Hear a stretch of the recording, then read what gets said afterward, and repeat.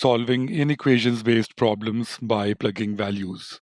While solving problems on any concept or of any problem type, plugging in values should always be only a backup option because plugging values takes time and lacks conviction.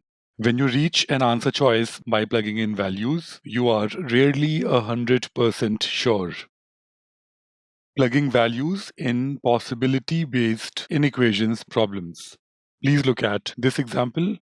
The question is, which of the following cannot be true? Therefore, we need to look at all these possibilities.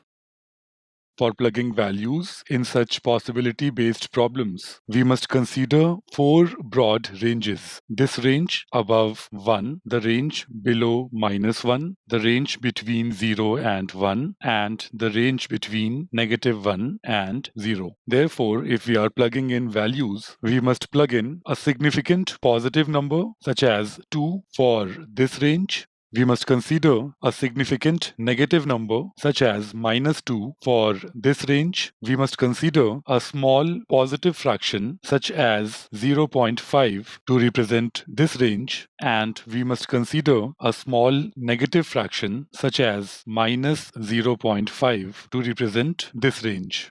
Only when you have plugged in values from each of the 4 ranges is when you can be confident about the results achieved.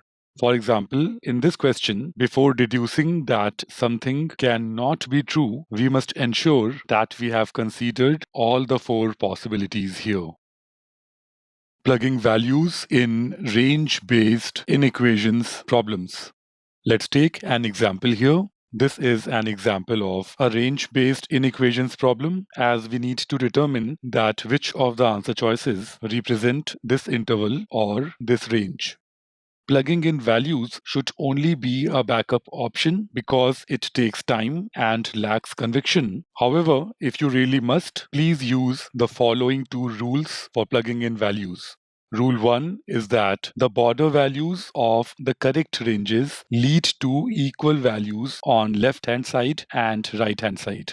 We get 25 on the left-hand side, and on the right-hand side, we anyway have 25. Therefore, the values on left-hand side and right-hand side have become equal, so we cannot eliminate this answer choice as of now.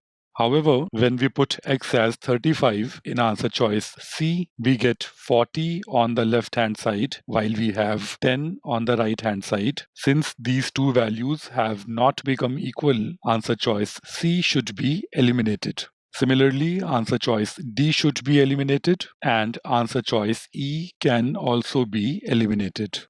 2 answer choices remain. Let's now try putting in -15, and unfortunately for us, both the remaining answer choices lead to equal values on left-hand side and right-hand side when x is -15. Therefore, no other answer choice can be eliminated using the first rule. Therefore, let's look at the second rule now. The second rule is that the values between the correct range satisfy the inequality. Therefore, if we select the value of x from anywhere in this range, the correct answer choice should hold. For example, x equals 0 very much lies in this range. Therefore, when we put x as 0, the inequation must hold.